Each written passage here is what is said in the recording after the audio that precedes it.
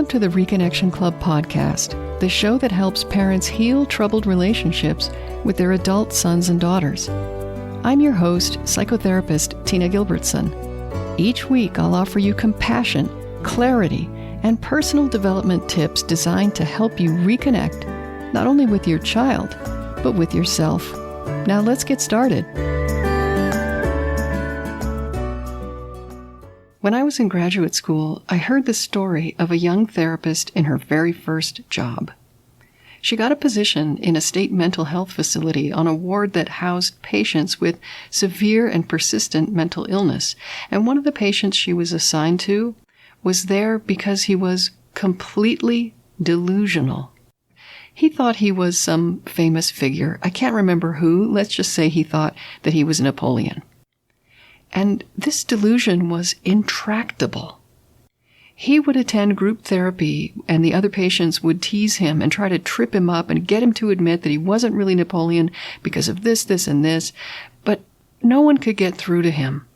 As far as he was concerned, he was Napoleon, and he never dropped that facade.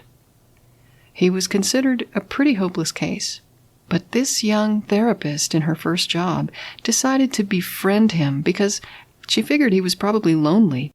He didn't seem to be close to anyone on the ward, and she figured that probably wasn't helping him get better. So she always made sure to refer to him as General Bonaparte, and when she saw him, she would ask him about his campaigns and how the troops were doing, and treated him exactly as if he were Napoleon. Well, she quickly became known by the other staff on the ward as the only one who could get through to this particular patient. If they needed him to eat something or take a bath or do anything, it was only this therapist who could consistently persuade him to do these things.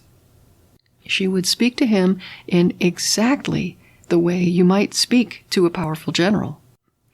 And she never called him by anything other than the name that he claimed, or insinuated that he was wrong about what year it was or where they were. She joined him in his world rather than trying to pull him into this one. Well, after some time, she was sitting with him one day, and they were talking about his invasion of Russia or something like that, and he turned to her and quietly said, "I know I'm not really him." And he went on to explain to her how it made him feel to be a great general, if only in his mind. And he told her how much he appreciated her kindness and the respect that she had shown him. And that was the beginning of his healing. He was eventually able to reclaim his real identity and re-enter the world and have a normal life. That story has stayed with me all these years since grad school because it had such an impact on my understanding of how people heal.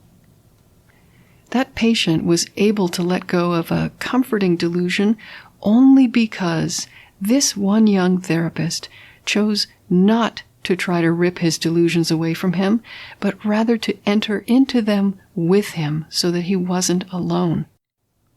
What he needed was not for someone to reason with him. He just needed emotional connection and support. If your estranged adult child seems to be clinging to a version of reality that just isn't true, you won't get very far by arguing with her perceptions.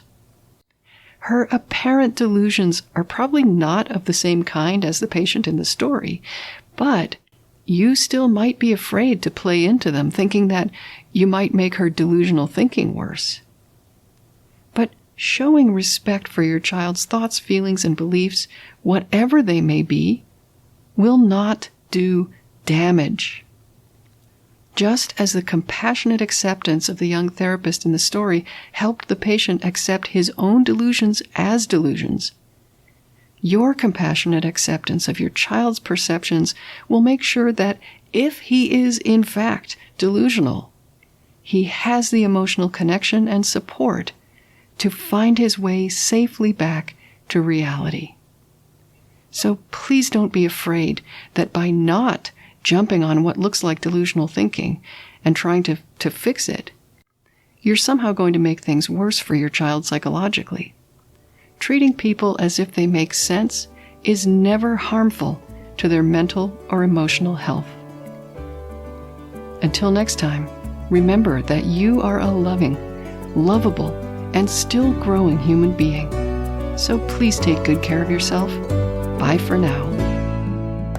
If you've enjoyed this episode of the Reconnection Club podcast, I invite you to check out reconnectionclub.com. The Reconnection Club is for parents at any stage of estrangement from their adult, child, or children. So whether you've just realized there's trouble between you, you've been living with estrangement for years, or you're newly reconciled but still walking on eggshells, the Reconnection Club is your essential resource for information, support, and continued personal growth. With our courses and workshops, expert interviews, monthly Q&A calls, and a friendly, active community, the Reconnection Club is a wonderful place to be for anyone suffering the pain of estrangement from an adult, child, or children. So check it out at reconnectionclub.com.